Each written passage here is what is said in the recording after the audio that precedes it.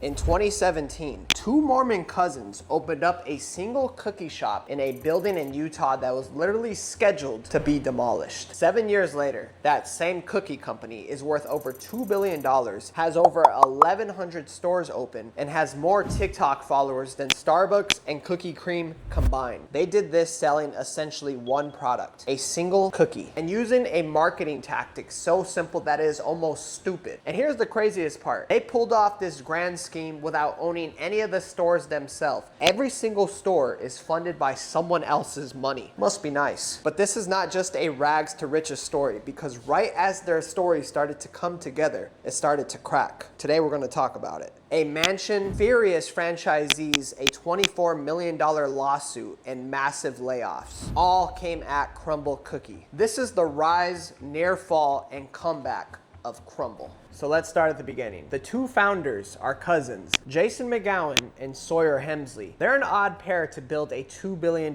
company. McGowan was a Canadian immigrant with reportedly an 8th grade education who taught himself how to code. Hemsley was a college kid still attending Utah State. Neither of them was a baker, neither had any restaurant experience. They were basically a self-taught tech guy and a marketing-minded college student who decided to sell cookies. And here's the funny part. They didn't just guess at a recipe. They treated the cookie like a tech product. They A and B tested it. They'd bake batches, hand them out, collect feedback, tweak and repeat, running their chocolate chip cookie through the kind of testing you'd use to optimize an app until they'd engineered what they believed was the perfect cookie. They opened that first store in 2017 in a former pizza shop in Logan, Utah, a building slated for demolition, which is exactly why the rent was cheap enough to gamble on. One single flavor, chocolate chip. That was it. And here's a detail I love. Hemsley designed the now famous pink box after being inspired by a neighbor's vintage pink Cadillac. That color, Crumbl Pink, eventually became an official registered color. They branded a shade of pink. That tells you everything about how these guys thought. They weren't building a bakery, they were building a brand. So how does a one flavor cookie shop in Logan, Utah become a national obsession? Well, 2 words: manufactured scarcity. Here's the trick of Crumbl. Instead of a fixed menu, they rotate their flavors every single week. Every Sunday night, they reveal a new lineup of 4 to 6 different cookies, and those flavors are only available for that 1 week. Then they're gone. They've developed over 800 recipes with around 250 in active rotation, so you genuinely never know what's coming. Think about what that does to your psychology. It takes a cookie, something with zero urgency, and turns it into a limited edition drop. It's the same tactic that sneaker companies and clothing brands use. Get it now or miss it forever. Suddenly buying a cookie is now an event, and it resets every 7 days, giving people a reason to come back week after week. And then they weaponize social media as well. That pink box wasn't just pretty, it was designed to be filmed. The perfect size, the perfect color. The cookies displayed just right for an unboxing video. So every Sunday, millions of people film themselves opening these boxes, tasting the flavors of the week, talking about which ones they like. Crumbl built an unpaid marketing army. They racked up nearly 10 million followers, more than Starbucks and Krispy Kreme combined,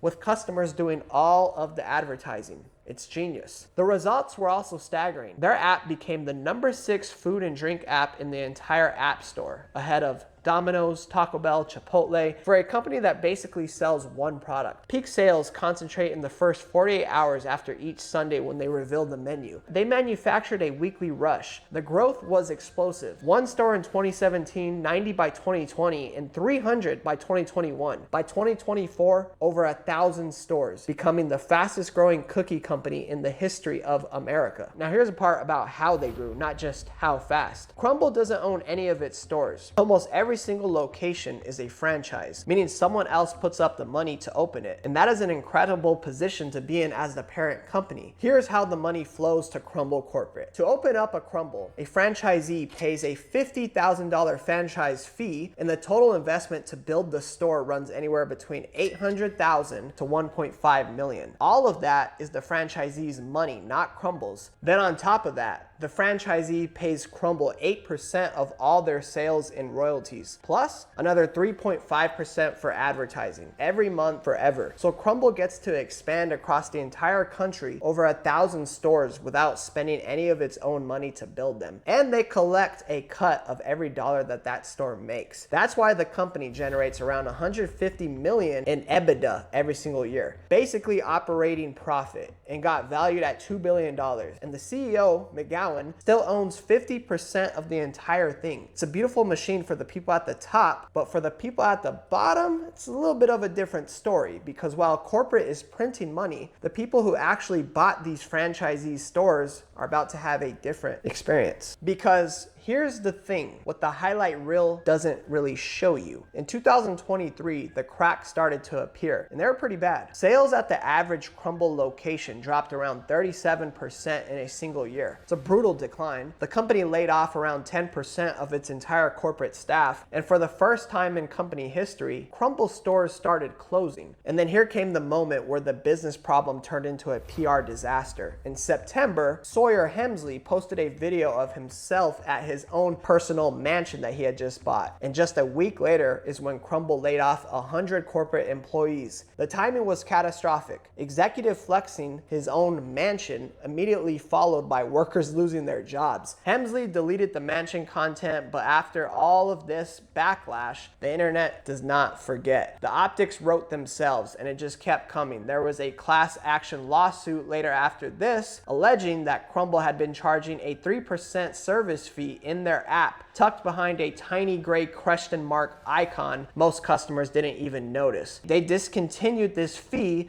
but the damage was done. Then in 2025, Warner Music Group sued Crumbl for $24 million for allegedly using their music in some of their social media posts. The very social media machine was now beginning to crumble. But the deepest problem was the franchisees. Remember, these are people who spent $800,000 to sometimes over $1 million to open up a store, and by 2025, the numbers got ugly. Bloomberg reported that the franchisees had discontent. Sources describing layoffs, chaotic operations, and paper-thin margins. But here's the killer stat. While the average store profits sounded fine, franchisees, after all fees, were only profiting about $77,000, which is a horrible return for how much money they had to put up just to open the damn store. The dream that Crumbl was selling to these people was now beginning to tell a different story. So is this a total collapse story? No. And that's what makes this story super interesting, because Crumbl, they fought back like Klay Thompson in Game 6. After that ugly 2023, they rebranded completely. New logo, new look, and in 2024, they even diversified. They'd always just been selling cookies, but now they're selling coffee, they're selling cakes, etc. They even dropped cookies from their name, going from Crumbl Cookies to just Crumbl, so they'd have room to start adding stuff to the menu. And in May 2025, a private equity firm, TSG Consumer Partners, bought a minority stake at roughly $2 billion valuation for Crumbl. And Crumbl secured $500 million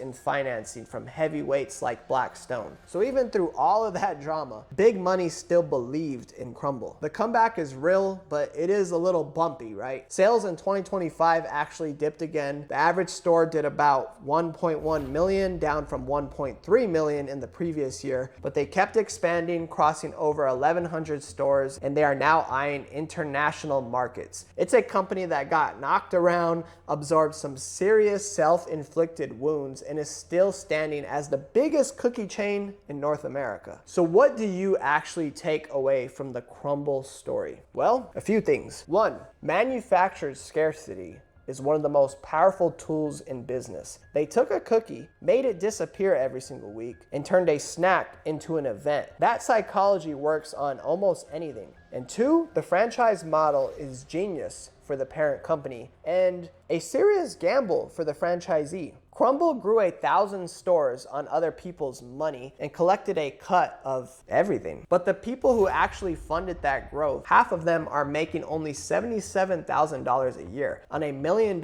bet. When you see a brand exploding, always ask, who is actually getting rich here, the company or the people buying in? And three, you can build a $2 billion brand on marketing genius, but marketing cannot hide bad optics forever. A mansion video during layoffs, hidden fees, and a music lawsuit, the same viral spotlight that built them turned around and burned them. Attention can be a double-edged sword. Crumbl is a masterclass in both how to build a brand and how to nearly fumble the entire thing. From a demolition-bound pizza shop to a $2 billion empire to a mansion scandal to a comeback, all built on a cookie that changes every single Sunday. Say what you want about Crumbl, but you don't build that by accident. I personally don't like Crumbl cookie. I think the sugar ingredients and how much calories is in one cookie is absolutely insane. But beyond that, beyond the nutrition facts here in their cookie, they have a serious product going, and it's intriguing because they're taking over America right now, and I could see them being at the likes of like a Starbucks where you see it all around the world, almost on every single corner. And I think that Crumbl is going to be the biggest cookie company in the world in the future. But anyways, that is it for today's video, guys. I hope you enjoyed these business breakdowns. I'm gonna be putting out a ton of finance content like this on this YouTube channel. So if you're interested in this stuff, go ahead and hit that subscribe button because I'm gonna be posting every single week. Also, my Instagram is dubweathers if you want more personal finance style content and you wanna see more of what I do and what I do with my money. That's my Instagram, and I hope you guys enjoyed the video, and I'll see you on the next one. Peace.